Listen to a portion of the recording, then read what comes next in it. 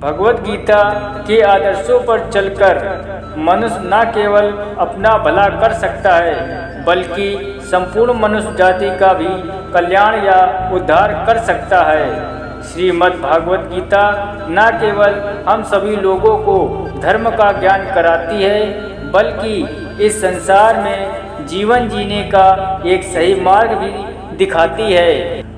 महाभारत के युद्ध से पहले श्री कृष्ण और अर्जुन के मध्य का संवाद प्रत्येक प्राणी के लिए लाभकारी है।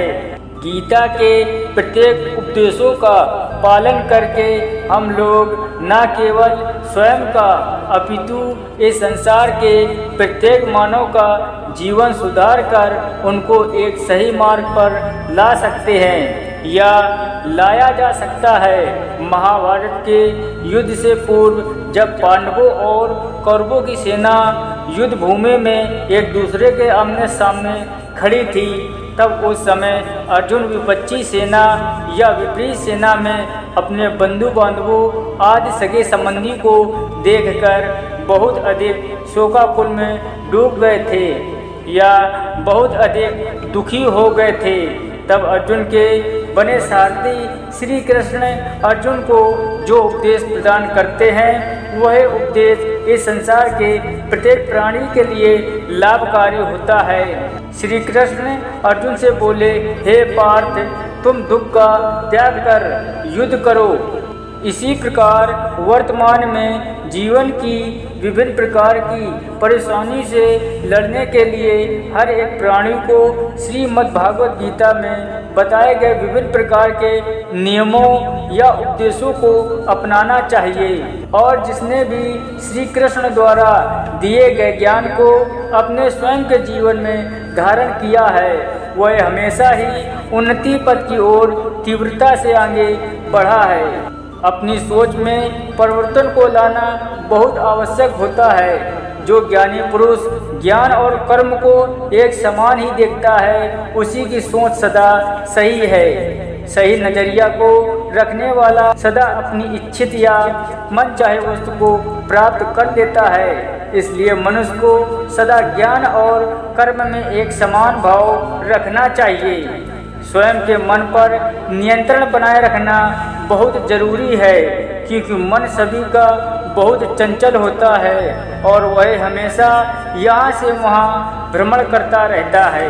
अतः इस पर प्रत्येक प्राणी को नियंत्रण रखना बहुत जरूरी है। जो मनुष्य स्वयं के विचारों या फिर मन पर नियंत्रण या काबू नहीं कर पाते हैं ऐसे लोगों का मन उनके स्वयं के दुश्मनों से भी अधिक दुश्मनी का काम करते हैं और जिस कारण से मनुष्य सनय सनय एक गलत मार्ग की ओर अग्रसर हो जाता है। अशांत मन को योग और स्वयं के ध्यान का नियमित अभ्यास करके तभी मन को वश में किया जा सकता है। इसी प्रकार स्वयं के क्रोध को काबू करना भी अति आवश्यक होता है। गीता में लिखा है कि प्रत्येक प्राणी का क्रोध उसके अंदर सदा विभिन्न प्रकार की भ्रांतियों को जन्म देता है। तभी इसके प्रभाव से स्वयं की बुद्धि अपने सही कर्म पथ से विचलित हो जाती है। जब मनुष्य की बुद्धि या ज्ञान का विचलन हो जाता है तो मनुष्य की तर्क करने की शक्ति भी क्षीण या मध्यम हो जाती है और जब प्राणी में तर्क करने की शक्ति नहीं रहती है तो वह प्राणी हमेशा अपने विनाश या पतन की ओर अग्रसर हो जाता है। इसलिए हम सभी लोगों को सदा स्वयं के क्रोध से बचकर रहना चाहिए। स्वयं के द्वारा बोले गए शब्दों को स्वयं के ध्यान में रखना अति आवश्यक होता है क्योंकि जो प्राणी स्वयं के शब्दों पर अंकुश नहीं लगा पाते हैं तो ऐसे लोगों के शब्द उनके उन दुश्मनों से भी अधिक घातक या विनाशकारी सिद्ध हो सकते हैं और फिर आप जिसकी वजह से धीरे धीरे स्वयं के अस्तित्व को इस समाज से एक दिन खोने की कगार पर आ जाओगे। आत्मचिंतन मनुष्य का स्वयं का एक ऐसा साधन है जो आपको किसी भी तरह की समस्या से छुटकारा दिला सकता है।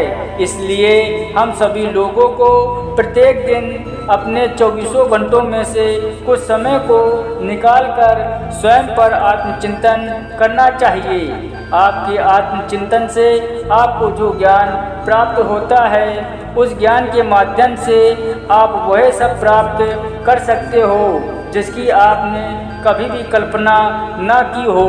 अर्थात आपके आत्मचिंतन से आपको जो भी विवेक प्राप्त या हासिल होगा, उससे व्यक्ति के अंदर छुपे अज्ञान रूपी अंधकार को दूर किया जा सकता है।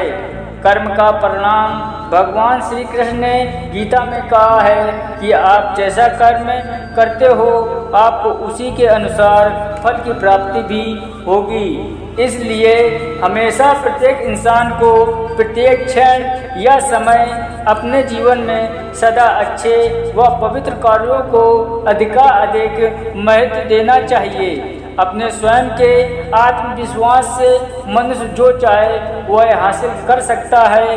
बस आवश्यक है तो मन वांछित वस्तु को प्राप्त करने की तीव्र इच्छा व लगन के साथ कार्य करने की।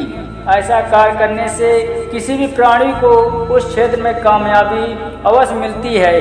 प्रकृति के विपरीत कार्य को करके मनुष्य बहुत सारी समस्याओं का शिकार हो जाता है और यही समस्या मनुष्य के विनाश का कारण बन जाती हैं। इसलिए इन समस्याओं से मुक्त रहने के लिए अच्छे धर्म व अच्छे कर्मों को अपनाना चाहिए।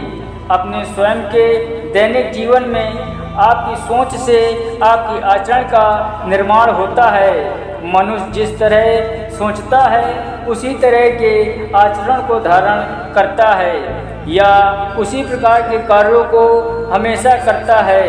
स्वयं के अंदर के आत्मविश्वास को जागृत या दृढ़ करके सोच में बदलाव लाया जा सकता है, जो सभी के जीवन के लिए लाभकारी व कल्याणकारी होता है। आप आज जो भी कार्य को कर रहे हो उसे पूर्ण ईमानदारी के साथ करें, क्योंकि बुद्धिमान व्यक्ति कर्म को सदा महत्व देता है। वह उसके फल या परिणाम के विषय में कभी भी नहीं सोचता है। किसी भी कार्य को करने का एक यही उचित और उत्तम साधन होता है।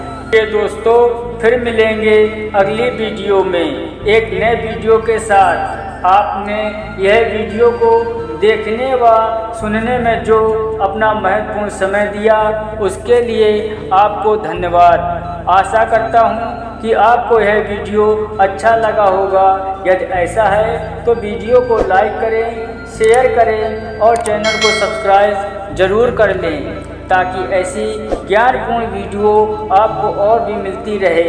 इन्हीं चंद शब्दों के साथ अब मैं आप सभी से अनुमति चाहता हूँ। तब तक के लिए जय हिंद, वंदे मातरम।